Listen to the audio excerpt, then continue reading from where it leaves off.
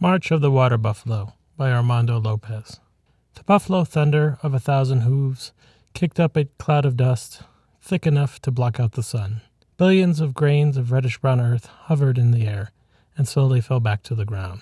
4 hooves in the stampede belonged to a water buffalo named Henrietta. She was gregarious, the epitome of the virtues of her kind. Henrietta stopped, sudden, and the rest of the herd followed her lead, in collective introspection, most not knowing the exact reason. They feared the clawed death and its unending chase of the herd.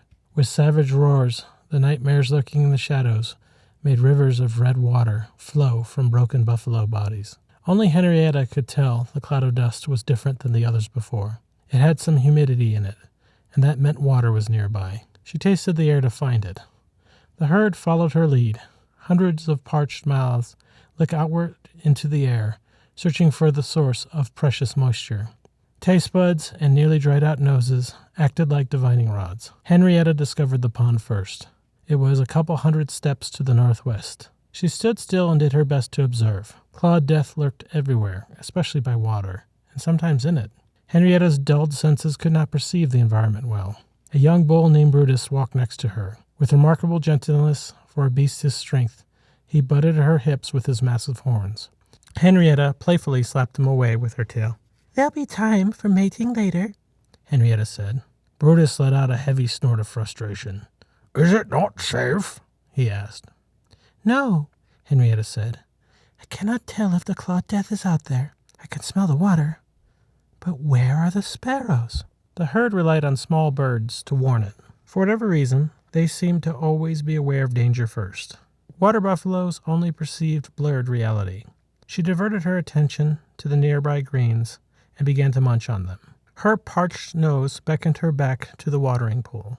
The nearby wall of tall grass stood motionless, without much noticeable detail. The best sense a water buffalo possessed was smell, often useless in detecting the clawed death. Anxiety crept in over the herd, manifesting in small, repetitive steps. Many of the buffalo, uncomfortable with the silence, bleated out their concerns in hoarse grunts. "Should we resume our march?" "I'm thirsty and need to have a drink." "Did something move over there?" "That's not the clawed death, is it?" "I don't want red water to flow from me." The hundreds of worried voices threatened to send the herd into a stampede. Henrietta quieted them with a loud snort. She saw birds, many of them, some even wading in the pool of water. That meant it was safe, or at least as safe as could be expected. The clawed death lurked everywhere, even in the most unexpected of places. Henrietta addressed the herd. "We need water. It is just a few strides away. We drink first, then fill our bellies." Brutus might have been the most dominant bull in the herd, but Henrietta was the leader.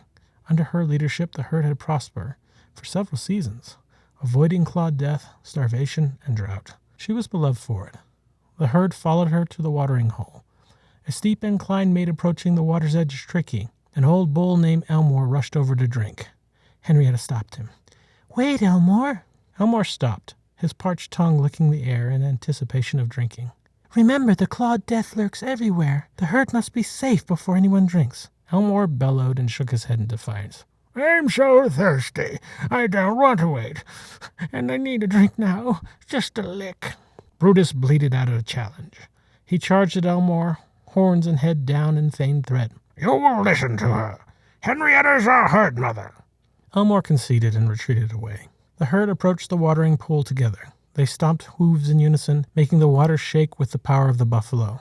Individuals, starting with Brutus and Henrietta, took turns running up to the water's edge and retreating away. Only after half a dozen or so buffalo did this was the water deemed safe to drink from. The herd drank its fill. The clawed death did not appear. The herd migrated back to the plains near the tall grass where they grazed on small greens. Elmore walked over to Henrietta and said, "I'm sorry. You've been the best herd mother I can remember. I just got so thirsty it was hard to think." "It's okay, Elmore. I don't want rivers of red water to flow from any of us. We must stay vigilant." Henrietta froze. Her eyes widened and muscles coiled, ready to explode into a run. "Elmore? Where are the birds?" "What birds?" Elmore asked. The old bull stood paralyzed, not wanting to look behind him. He just knew the clawed death lurked behind him. It was there.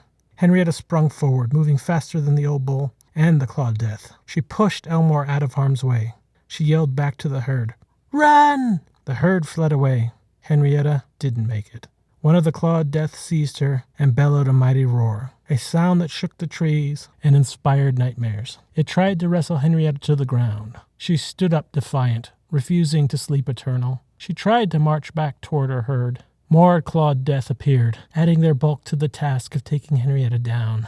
Henrietta refused to fall. She headbutted one of the clawed death away with her mighty horns. It flew in the air, head over tail, and landed with a crunching thud on the ground. Rivers of red water began to flow from Henrietta.